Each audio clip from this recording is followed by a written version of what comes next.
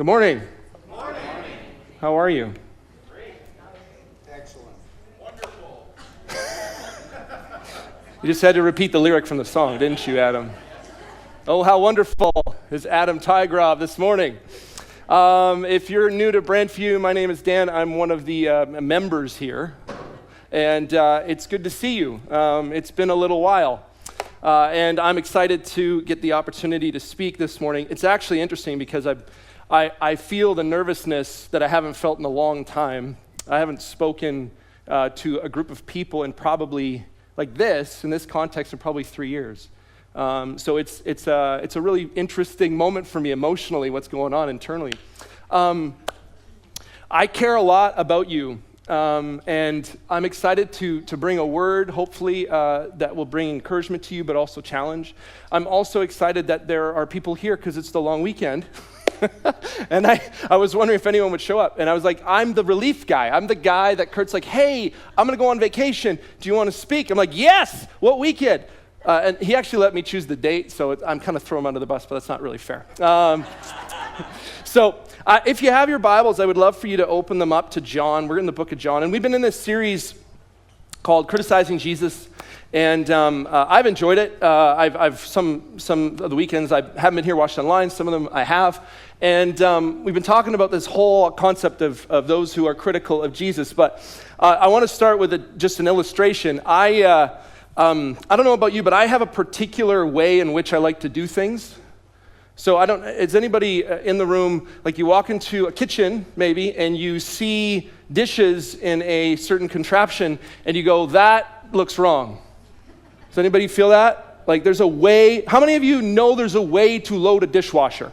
Like there's a correct way to do it. Some of you know that, right? There is a correct way to load a dishwasher. I think we have an image of a dishwasher not loaded correctly. That to me, so if I open that up, the first thought that goes through my head is, this is a tragic accident. The second image or thought that goes through my head is, who is responsible? Or what maybe is responsible? Maybe a torrent came through the kitchen and loaded it that way. But I don't know about you, but I have a very particular way in which I want to do things. And it might be said that I'm a pretty critical person, right? When I look at something, I see what's wrong with it. Is anybody like that in the room? Like you see what's wrong with it when you see a thing? Like you come, for example, not that anyone would do this. You come to church and you see what's wrong with the service, right? Some of you are like, he's on the stage, that's wrong, right? Like where's Kurt, right? So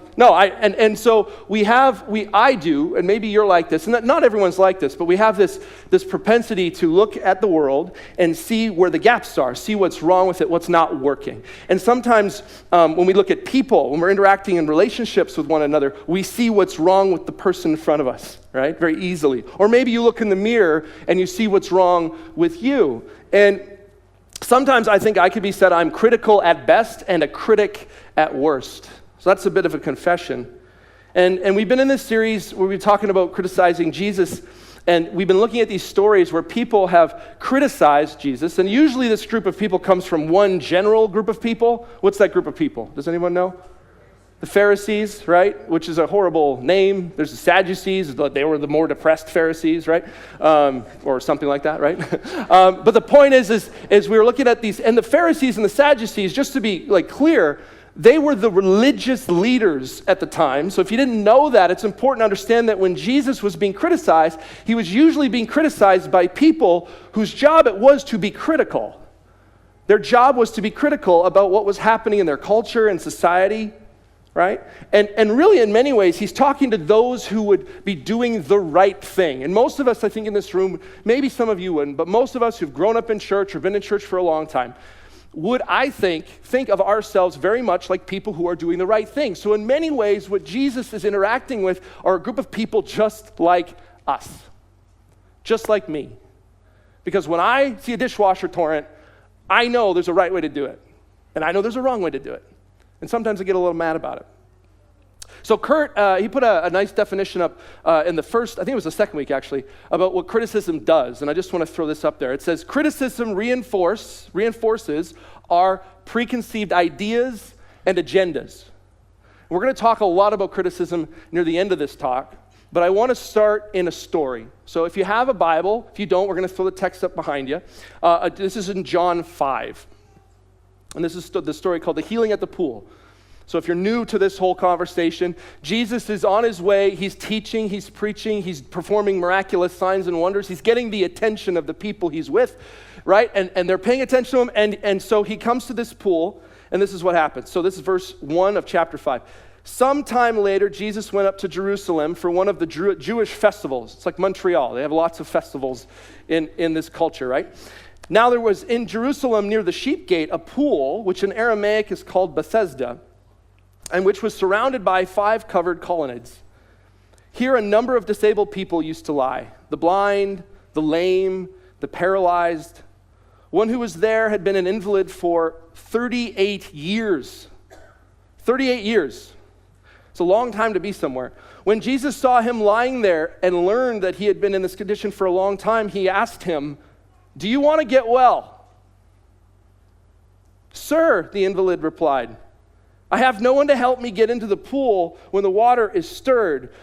When I'm trying to get in, someone else goes down ahead of me." So just to give a quick bit of context, there's this pool. People thought that if you got in the pool when the water started moving, you would be healed. The first person to get in would be healed. And so that's why his response is the way it is. Now, just a quick question. Have you ever asked somebody a question and they answered a different question?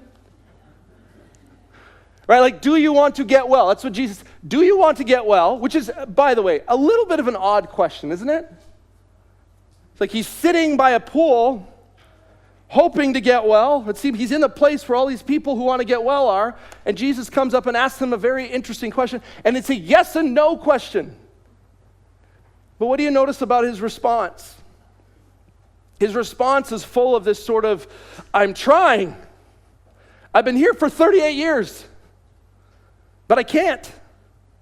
His response is not, yes, I want to get well, or no, I don't want to get well. It's an excuse, really, of why it's not working. I'm trying, somebody else gets in ahead of me. It's full of almost desperation or like this just belief that it's just not going to happen. Imagine being somewhere for 38 years just trying to inch your way over, but you can't move. It's almost comical. And then Jesus shows up. "Oh, hey, you've been here. I heard you've been here for 38 years. Do you want to get well? Do you want to get better?" It's almost an insulting question. His response is full of this desperation and this plea and this almost painful awareness that it's not going to happen. It's not going to happen. He's never going to beat the rush. You know what's interesting about this too is just picture this pool for a moment. There's all these people with issues, blind and people can't walk, and Jesus goes and finds the one guy who literally can't move and asks him if he wants to get well. He could have asked any number of, the multitude was there. There's a lot of people there, right? He could have asked anyone. And he goes to this one guy who can't even move and goes, "Hey, do you want to get well?" And it's almost like in the response, this man goes, "Can't you see where I am? Can't you see me? Can't you see my effort?" I think, just for a moment, I think many of us in our lives have been in moments like that, where we have felt stuck. Maybe not for 38 years, and maybe not physically, but we have felt stuck, hoping that somebody might help us get to where we need to go. Verse 8 says this. Then Jesus said to him, "Get up. Pick up your mat and walk." And at once the man was cured. He picked up his mat and he walked. Jesus' words in this moment changed this man's world. Jesus speaks with the same authority that brought the universe into being, that gives you the breath you just took. And so it makes sense that if Jesus says, "Get up," the guy can get up. Just stands up. But I think there's an important thing to point out here. John, the author of this story, the guy writing the book, he is showing us the power of Jesus to take a situation that seems hopeless and permanent and stuck and change it in a single moment with a single sentence. John is claiming, if you've been in church your whole life, or if you've never been to a service before, John is claiming something about Jesus in this story. He is saying Jesus has this type of authority, that no matter where you are stuck, no matter where you are prevented from moving, literally God can speak and everything can change. Maybe you've been in a moment like that before in your life where you had given up hope, or you had given up even the notion that something could grow or change or shift, and then maybe you had a conversation with a loved one or somebody in your life, or you had a conversation with a doctor and something just shifted and everything changed for the right or for the wrong. A single moment can change your life. And what John is saying is for those of us the most stuck, the most prevented from moving forward, that Jesus can change your life in a single moment. This is a crazy claim. And honestly, it's funny being kind of away from community of church and during COVID and the break and everything like that. I kind of took a step back, and I really started thinking about all the things that we believe as Christians, and we believe some crazy things. Like, I knew they were kind of crazy. They seemed a little bit irrational, a little bit frighteningly strange. But really, when you take a step back, it's like, oh, there's a lot of things we believe that are crazy. But actually, if you dig into the craziness of them, you begin to see just how beautiful and how powerful and how helpful those things are. And then I look at the world, and I'm like, actually, the world looks actually crazier. It's a little crazier, right? So the point being is, in this moment, Jesus speaks and something happens. But actually, I want to just keep continuing with the story, because the story is actually, in many ways, it involves this man and it involves Jesus, but it's not really about them. It's not really about them. You got to keep reading to get the whole context of the story. So the story continues. The day on which this took place was the Sabbath. Here we go. And if you've been here previous weeks, you're going to hear this repetition, right? Jesus does something, and it happens to just be on the day that's the Sabbath. And so for those of you who don't know, I think all of you do, but if you don't, the Sabbath day is the Jewish day of rest, right? It's a Saturday. You don't do any work, right? Actually, there are people that I know who are modern-day Orthodox Jews, and they will not take an elevator on a Saturday. They will take the stairs if they have to go up a flight of stairs. They have ovens, right? So there's this real restrictive, very clear, beautiful expression of rest, and most of us don't know how to rest. Rest is very, very, very important. In fact, how many of you, during kind of maybe a few months into the pandemic, when you stopped seeing people, were like, oh, this is kind of nice. This is kind of nice. It's because you were resting. You were resting, and you hadn't rested probably for years. And then about 6 months later, you're like, this is not nice. I'd like to see somebody, right? So, but the point is this virtue, this value for rest is important in this tradition, and really is critical to human life. But Jesus seems to like to stir things up on the Sabbath. So the day on which this took place was the Sabbath. And so the Jewish leaders said to the man who had been healed, "It's the Sabbath." As though he didn't know, right? It's the Sabbath. The law forbids you to carry your mat. Isn't that kind of funny? Like, I don't know about you, but if you saw someone who couldn't walk, walking to you, like towards you with a mat, and remember, it's not like, oh, maybe they hadn't seen him. He'd been there for 38 years. It's not like he's a surprise, right? Hey, you're not supposed to carry your mat. What an interesting comment, right? What an interesting thing to say. Verse 12. So they asked him, who is the fellow who told you? Oh, sorry, verse 11. But he replied, the man who made me well said to me, pick up your mat and walk, cheeky Jesus. There's something really funny about this, right? Verse 12. So then they asked him, who is this fellow who told you to pick up your mat and walk? And the man who was healed, had no idea who it was. Now that's kind of crazy too. Imagine like in your life you encounter somebody, they change your life, you have no idea who they are. Like, oh, great, thank you, right? He had no idea who it was, for Jesus had slipped away into the crowd that was there. And I love this moment. I love this picture of Jesus walking in and be like, hey, get up and walk. And it changes the whole man's life, and he just kind of sneaks back into the crowd. Just kind of disappears. Just under the radar. The man who was healed had no idea who it was, for Jesus had slipped away into the crowd. Don't you love the Pharisees in this moment? They see this incredible moment, and they don't see what's going on. Now, in my job now, I spend a lot of time working with athletes in sports. And how many of you are a fan of sports or watch sports? Okay, a few, about half the room, right? And the other half are like, oh, great, you're about to lose me for the next 5 minutes. So, but this is the point. How many of you, as a fan, have watched sports and thought, if only they would just, right? Like you got a lot of opinions about what should happen on the ice or on the field. Isn't it kind of funny how easy it is? Have you ever noticed that? How easy it is to sideline coach, right? You know what? If I was the GM, right, I could just make this trade and arrange these, and then the team would work, right? We have this kind of inflated sense of our own ability, right? And what's so interesting is I've noticed how easy it is to think that we know what's needed from the stands. Like it's very easy from the stands to see and think, oh, I know what's needed. Yep. We have no skin in the game, and it almost makes it easier to make comments. And I'm actually shocked the more I've done the work that I've done to realize just how wrong people are. How wrong, reporters can be about what's happening in a dressing room.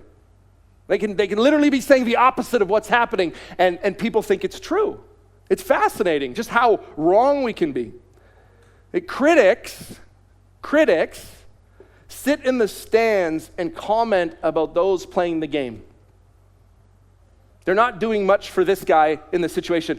Just notice that the Pharisees in this story, this guy's been there for 38 years, and he says to them, there's nobody who can help me get in the pool. These guys could have been helping this guy for 38 years to get in the pool. They're there, and they're not even helping him. It's just, I just pointed that out, right? Like they were at the pool. They were there. They could see what was going on. And did they lift a finger or a hand to help this guy? Nope. They were there to watch and criticize. Watch and criticize. Watch and criticize. This story in many ways is more about these guys, these Pharisees, than the man who is now walking. Nowhere is our criticism, our own criticism, my criticism, on display more than when my views are threatened. Like when I have a thought, when I have a belief, when I have something I'm certain about, and somebody's doing something that I sit back and I find fault. It's actually kind of fun, isn't it? Right? Like I honestly, my wife was making craft dinner yesterday because that's what we eat in our house. Very healthy. It wasn't for us; it was for our kids, right? And she was making craft dinner, and she was making, you know the powder that seems to get everywhere. I don't know if you've ever, if anyone, when you open that like container of cheese sauce and you're about to mix, if you don't do it right, it kind of gets everywhere. And she's making food for our children. And I walked over, I looked at the stove, and the only thing I could see was the powder on the stove. And then I was like, hey, maybe you should do a better job, cleaning. And you can imagine how she looked at me, like with doe eyes, like, oh, thank you. Yes, of course. You're such a leader in our home, Thank you for teaching me. She looked at me like, yeah, I'm making food for your kids, so you could just shut your mouth, right? Maybe you can clean it up, right? But it's so easy, isn't it? Like when you're watching somebody doing something, because you feel superior when you do it. You feel higher than them. You feel greater than them. And this is what's going on in this story. These guys, they're missing what's happening. They don't see a miracle. They see the cheese sauce on the, on the stove. Ultimately, criticism is a way of avoiding being vulnerable. It's a way of getting out of the game. It's a way of hitting the eject button. We criticize to distance ourselves and protect ourselves. We don't dive deeper into what's actually there. We don't investigate. We're not wondering, oh, this guy can walk. What happened there? We're like, no, Matt, down, breaking a rule. And imagine these men, like they're watching this man who's just been able to walk ever, basically, for the first time in his life. I'm 37. This guy had been lying there for 38 years, the entirety of my life. And all they can see is a man breaking a Sabbath regulation. That's all they could see. Now, I know none of you have ever had a conflict with another human, but it happens from time to time with me. So I'm a bit, aggressive and sometimes arrogant and prideful. But I've noticed how I can pick the other person apart to avoid actually thinking about what they're saying. Because I'm smart. I could just pick it apart and argue with it and invalidate it in my head. I can pick them apart to distance myself, to feel more right, to feel superior, so I don't actually ever have to grow or change or listen. And at the same time, the more critical we are of a person or a thing, the higher the chances are that we will miss what is right in front of us. The people who followed Jesus, the only people who followed Jesus were the ones who wondered about him. Just notice that. Nobody follows Jesus. Nobody's interested in Jesus because they're certain or they're critical. They follow Jesus because they're wondering, they're curious, they're interested. It makes me wonder about my own level and your own level of certainty versus wonder. Like, do you wonder about the people in your life? Your spouse, your friends, your colleagues, wherever your context is. Do you wonder? Or do you already know?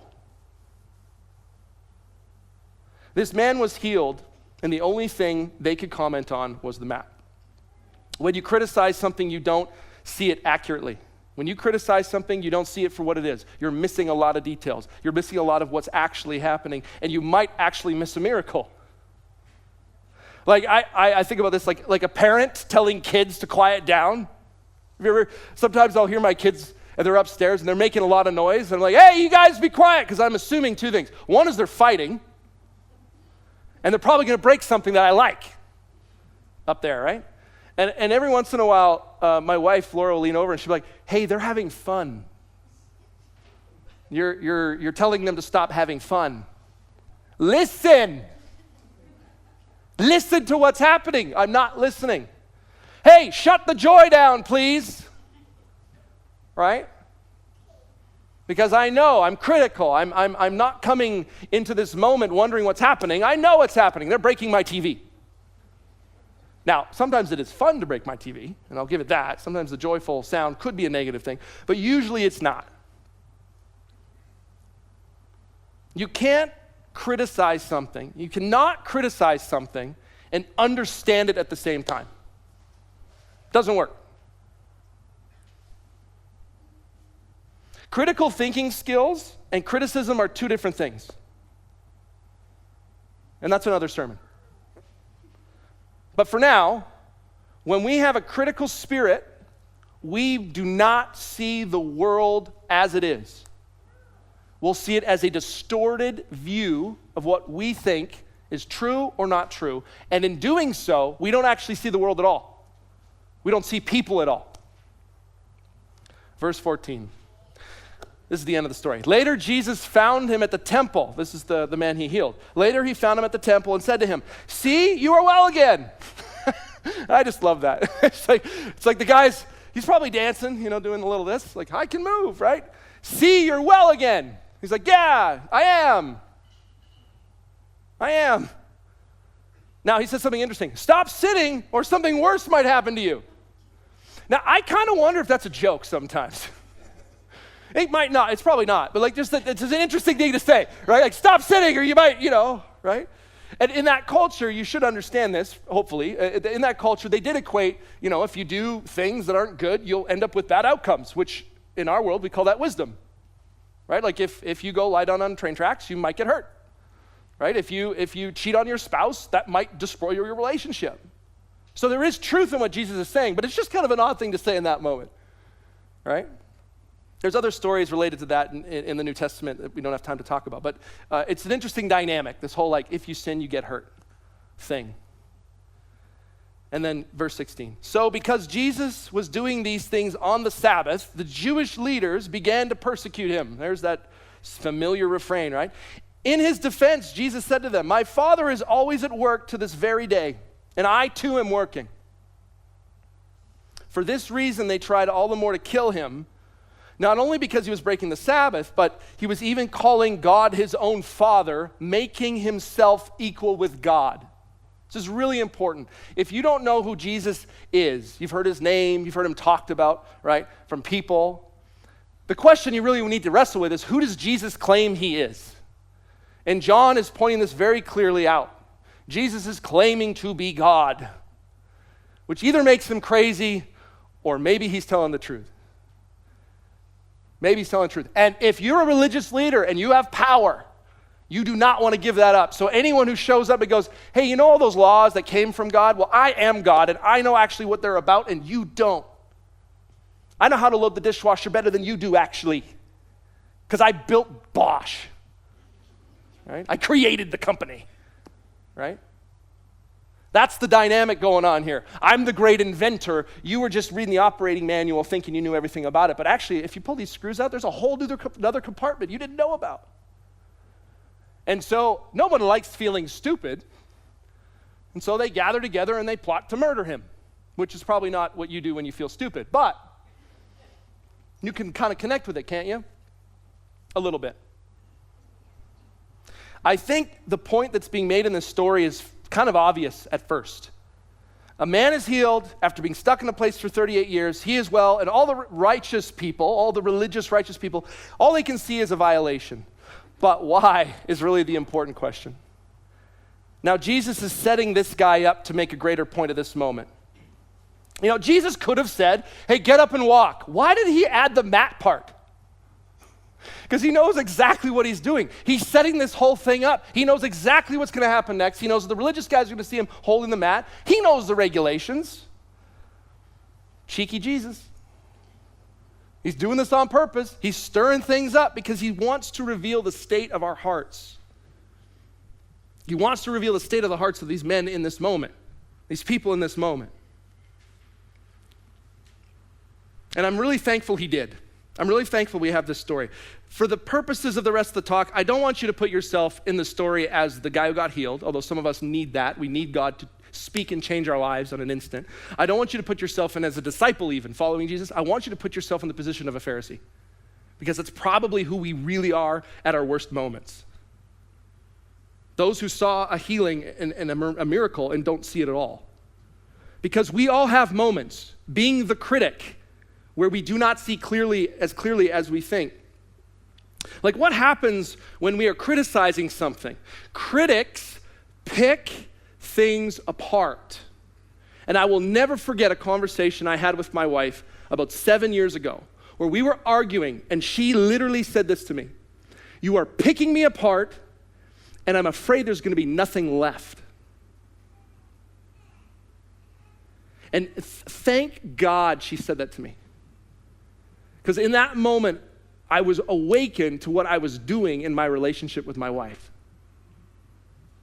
It was full of criticism and critique. Because, you know, I look at things and I see what's wrong with it. It's great to be married to that, isn't it? Be really fun, right? Some of you are like, elbowing your spouse. Stop, right? Right? Notice that you're criticizing them for criticizing you. Oh.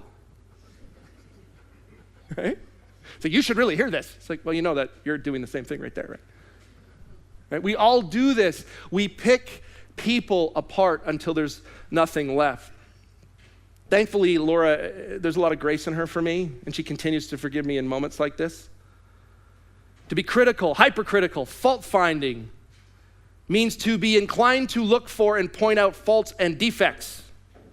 It might also appear that we're trying to find what's true, but really what we're doing is we're tending to judge by unreasonable or strict standards. These past 2 years have been a clinic. These past years have been a clinic on increasing our communal level of criticism. There has been a lot of fault finding going on. Have you noticed that? And in some ways it's justified. But I have watched as people who once shared meals suddenly realize they disagree with each other about things they didn't know existed. Suddenly divide. Choose to divide, choose to leave, choose to quit, to find fault and then use it as ammunition to hit the eject button. I've seen this over, and you've seen this over. This has been our communal experience, especially in the church. You know, Jesus only prayed for one thing for the future church. What was it? Unity. It's almost like Jesus knew this was going to happen. It's like the only thing he said, you know, Father, may they be one as we are one. It's interesting that that's the only thing Jesus prayed for when he thought of us. May they be one. See, the community that follows Jesus is to be a place full of people who deeply disagree with each other, but do not divide. Because what holds us together is not what you believe about the government, is not what you think the various solutions to our economy is, or what you think the solutions to fix our society are. That is not what holds us together. If it was, we would divide very quickly and notice what's going on right now in our society and even in our churches. The story of who Jesus is and what he is asking us to do is the only thing really we have in common. That's it. That's it. Jesus seems to be repeatedly in the scriptures warning us over and over again, beware of fault finding. Beware of fault finding. Beware of believing in your rightness, especially if you're willing to sacrifice people for opinion, people for ideology. You know that Jesus was killed by a mob of people who thought they were right. You know that, right? That's who killed him. They knew who he was. And so maybe we're a part of the mob more than we realize. And honestly, it's been so painful to watch. It's been so sad to watch. Because it is not what, as Christians, as followers of Jesus, that is the opposite of what we've been called to. We have been acting in many ways in direct violation to what our Savior, our so-called Savior, has told us to do. There's a huge difference between examining something closely to make something better, to looking at it and examining it. There's a huge difference between doing that and examining something to find fault.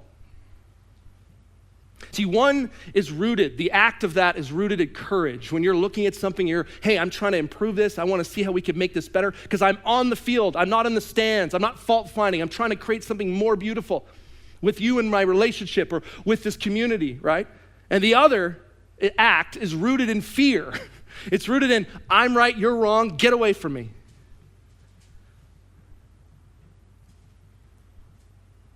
Let me correct you. Because if I don't correct you, there'll be a threat to what I have created. So I just want to leave us with these couple thoughts. And these, by the way, if you think I'm not preaching to me, that's pretty much the only person I'm talking to right now. But hopefully, as I prepared this message this week, I prayed that God would say something because this job is a weird job. It's weird to get up and speak and hope that something connects because that's the power ultimately of God stepping into this whole thing. But it's a strange job.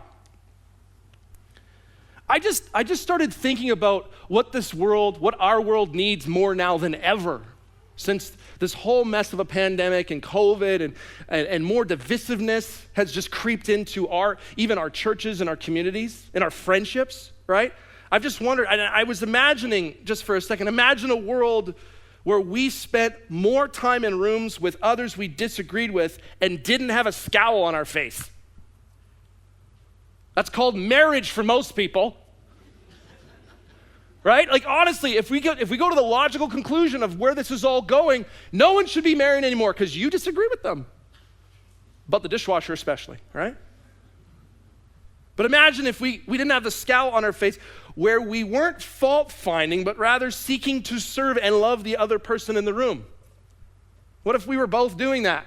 What would happen? Like imagine if everyone in this room called up someone you know you had disagreements with and told them, I have isolated myself from you because I disagree with you and that's actually not okay. I'm sorry. Would you please forgive me? I might disagree with you, but I will not divide with you. I think that's actually what communion is all about. It's Jesus coming to us when he had every right to divide and refusing that action. We all criticize Jesus, especially when he comes to create something new in our lives, when he wants to challenge us. Our defenses go up, and we can easily just pick Jesus apart too and miss the whole of what he is calling us into, turning paralysis into dancing, turning enemies into friends, turning despair into hope. And what's interesting is Jesus didn't come to criticize you, and he has every right to. I was joking in the back before. It's like it doesn't say in the passage, for God so criticized the world. He came to criticize you. He sat you down and goes, let me just go through the checklist of what's wrong with you. That's not what Jesus is doing. In fact, the people he does that with are the people who are doing that. So a couple questions. First of all, Jesus came to show you what love looks like. So here's some questions, and these are heavy lifts. You don't have to, you know what, if these freak you out, don't deal with them. But I would just encourage you to think about them for a minute. Where are you more committed to your conclusions than searching for what God is doing? God is working everywhere, especially in groups of people you don't like, in movements you don't like. I've learned this more in the last 6 years than I ever have, because I've spent more time outside of the walls of a church than I ever have. God is up to things. 2, who have you been picking apart? Which people? Which person? What's their name? Who have you been, maybe it's somebody in your family, maybe it's somebody in this room, maybe it's somebody who's not in this room anymore. What have you been willing to divide with others over these past 2 years? Has it been worth it? Or if you slow down, you actually mess those people.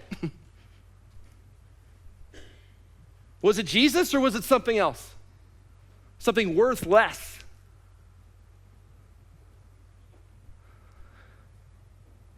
So have a great Sunday. I want to ensure that we have a space to actually think and reflect and respond, because these questions punched me in the face when I wrote them this week. And it's still tough to read them, actually. It's like, oh man. But I think our world needs the church to stand up more now than ever, because it's on fire. We've been worshiping our opinions, not our Savior. I have. So what I want to do is I want to invite Pete and Dan back up, and we're going to sing. Communion is in the back, and I actually want to invite you, if you don't have elements at some point during the song, to grab some, because communion is actually an act of remembering that Jesus comes. He came to you, not to criticize you, but to know you, to listen, and through that listening, transform you. So there's actually quiet spots in the back too if you want to pray. But I just want to invite you to listen to what God might be saying to you today. And if this is a new thing for you, if you've never heard a talk like this or anything like that, and you're like, this is just weird, but something's resonating, something's stirring me up, something's getting into me, I just want to encourage you to pay attention to that. Talk to somebody about that in this room or somebody else this week.